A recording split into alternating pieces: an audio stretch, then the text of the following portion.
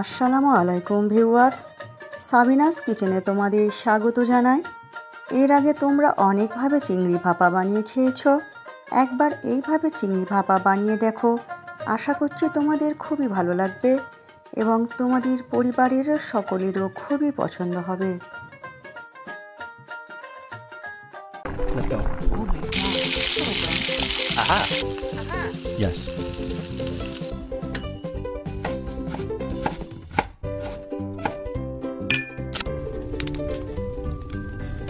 Wow. Thank you. 500 গ্রাম চিংড়ি মাছ নিয়ে ভালো করে ছাড়িয়ে নিয়ে ধুয়ে নিয়েছি। আমি 1 চামচ কালো সর্ষে, 1 চামচ সাদা সর্ষে আর 2 চামচ পোস্ত আর 2 চামচ আমি শুকনো নারকেল নিয়েছি। তোমরা এমনি করেও দিতে পারো। 2টো কাঁচা লঙ্কা আর অল্প করে লবণ দিয়ে আমি পানি দিয়ে পেস্ট বানিয়ে নেব। সর্ষে দেওয়ার জন্য কাঁচা লঙ্কা দিলে এখানে তেতো ভাব আসে না, তাই তোমরা কাঁচা লঙ্কা অবশ্যই দেবে। আমি ভালো পেস্টটা ঢেলে নিচ্ছি এবং জায়গাটাও ধুয়ে দিয়ে দিচ্ছি। 1/2 চামচ হলুদ গুঁড়ো দিয়ে দিচ্ছি। 100 গ্রাম টক দই দিয়ে দিচ্ছি। এখানে হালকা টক আছে এমন দই আমি ব্যবহার করেছি। ভালো করে মিশিয়ে নিচ্ছি।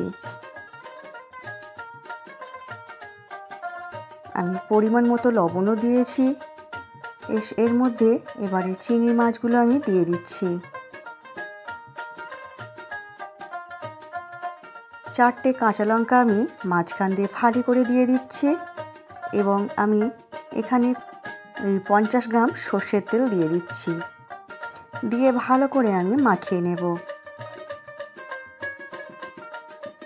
আমার রেসিপিটি তোমাদের এই পর্যন্ত পছন্দ হলে একটা লাইক করে দিও এবং পরবর্তী রেসিপি তোমরা কী পেতে চাও সেটাও কমেন্ট করে জানিও। ভালো করে মাখানো হয়ে গেছে। এরপর আমি টিফিনটার ঢাকনা কৌটোটা এঁটে দেব। এরপর কড়াইতে আমি পানি বসিয়েছি, তাতে একটা স্ট্যান্ড দিয়ে আমি কৌটোটা বসিয়ে দিচ্ছি।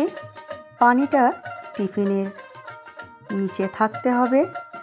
এইভাবে এবারে চুলো জ্বেলে দিয়ে আমি হাই ফ্লেমে 10 মিনিট, তারপর লো ফ্লেমে আমি 20 মিনিট দিয়ে আমি ভাপিয়ে নিয়েছি। ভাপানো হয়ে গেছে।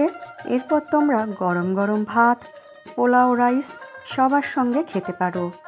আমার রেসিপিটি তোমাদের কেমন লাগলো কমেন্ট করে জানিও এবং ভালো লাগলে তোমাদের বন্ধু বান্ধবের মাঝেও শেয়ার করে দিও। আমার রেসিপিটি তোমাদের যদি পছন্দ হয় সাবস্ক্রাইব করে পাশে থেকো এবং আমার রেসিপিটি শেষ পর্যন্ত দেখার জন্য তোমাদের অনেক অনেক ধন্যবাদ রইল।